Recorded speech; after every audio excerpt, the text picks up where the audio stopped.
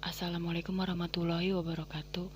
Nama saya Larasati, NIM 421901, kelas filsafat ekonomi Islam C.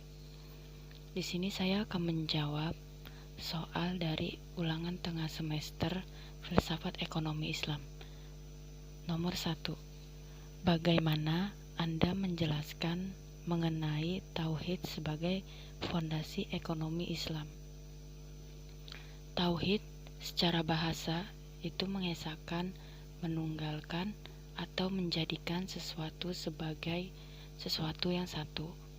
Menurut istilah, mengesahkan zat yang disembah dengan peribadahan disertai keyakinan akan keesaannya. Tauhid teologi, yaitu Tuhan. Tauhid kosmologi, yaitu alam semesta. Manusia tidak boleh berbuat kerusakan. 3. Tauhid antropologi, yaitu manusia, keyakinan tentang perkembangan manusia, asal-usul manusia ditelusuri hingga masa lampau. 3. Fase tauhid. Dilahirkan, orang tua mengajarkan, sekolah, guru-guru mengajarkan, lalu mulai bertauhid, berserah kepada Allah. Akar kuat dalam ekonomi Islam, yaitu konteks ekonomi, tidak curang, bohong, menipu, dan lain sebagainya. Artinya, ia tahu kalau Tuhan itu selalu hadir dalam segala aktivitas kita. Semua akan dipertanggungjawabkan di akhirat. Baik, nomor 2. Apa itu ontologi, epistemologi, dan aksiologi, dan bagaimana kaitan ketiganya dengan ekonomi Islam? Ontologi itu ilmu yang membahas tentang keberadaan mengenai esensi benda, sumbernya itu dari wahyu Allah. Kaitannya maqasid syariah, falah atau kebahagiaan. Kegiatannya tidak menyimpang, sesuai dengan koridor ajaran-ajaran Islam.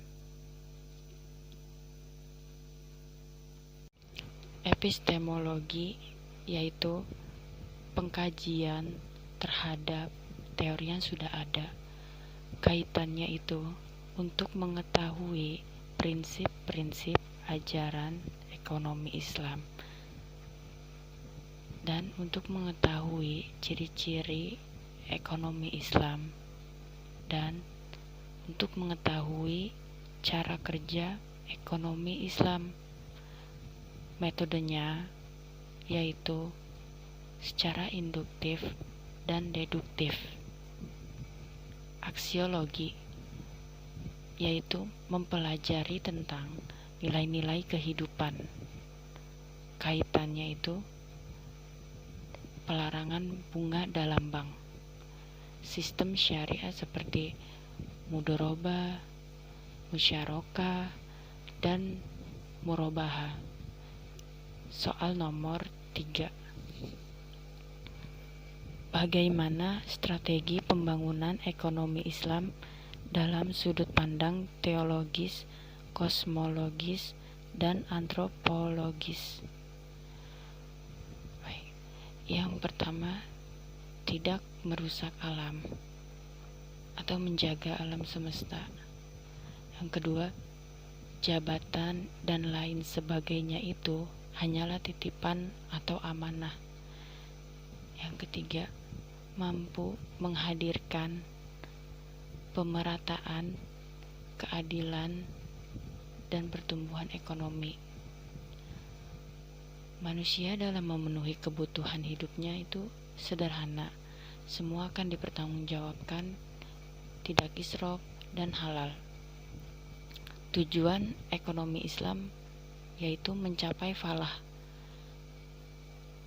dunia akhirat, untuk menggali potensi, untuk kemakmuran dan kesejahteraan bersama, untuk menjaga dan memelihara alam, bukan merusak. untuk bekerja sama, tolong-menolong, dan saling membutuhkan. Soal nomor 4. Dalam kaitan teologi, antropologi, dan kosmologi, apa yang membedakan sistem ekonomi Islam dengan ekonomi konvensional? Kalau sistem ekonomi konvensional menurut teologi itu bersumber dari self-interest. Dari pandangan antropologi itu norma dan etika bukan hal utama. Dan dari sisi kosmologi hanya mengutamakan materi. Sedangkan sistem ekonomi Islam dalam pandangan teologi itu kesadaran sebagai hamba yang mengabdi. Dalam pandangan antropologi itu menjadi dasar dalam aktivitas ekonomi. Dan dalam pandangan kosmologi itu hanya materi dan spiritual.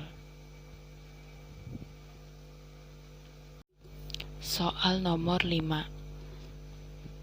Dalam strategi pembangunan ekonomi, bekerja, berinfak, sedekah, zakat, wakaf menjadi salah satu aspek yang sangat penting dalam mengatasi masalah ekonomi.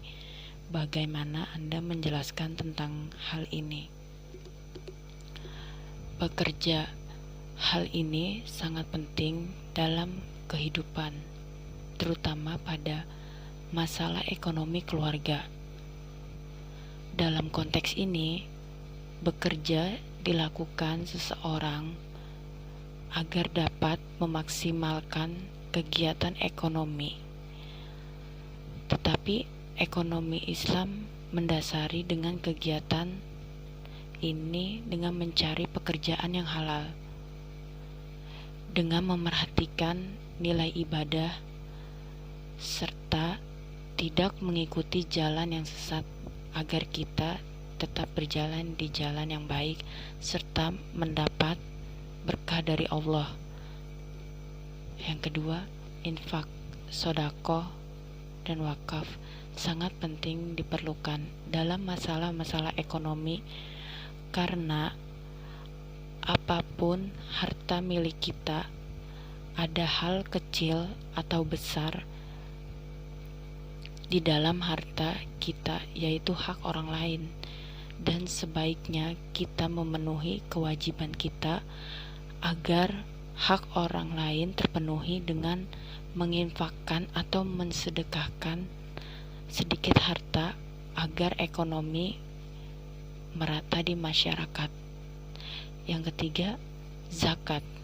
Zakat ini adalah kewajiban kita sebagai seorang muslim. Dan zakat juga dapat membersihkan harta kita atas hak orang lain, sama seperti infak atau sedekah. Zakat juga bentuk kasih sayang kita kepada sesama dan dapat diberikan kepada golongan tertentu, dan juga dapat mengatasi problem kemiskinan. Baik, sekian dari saya, kurang lebihnya mohon maaf. Wassalamualaikum warahmatullahi wabarakatuh.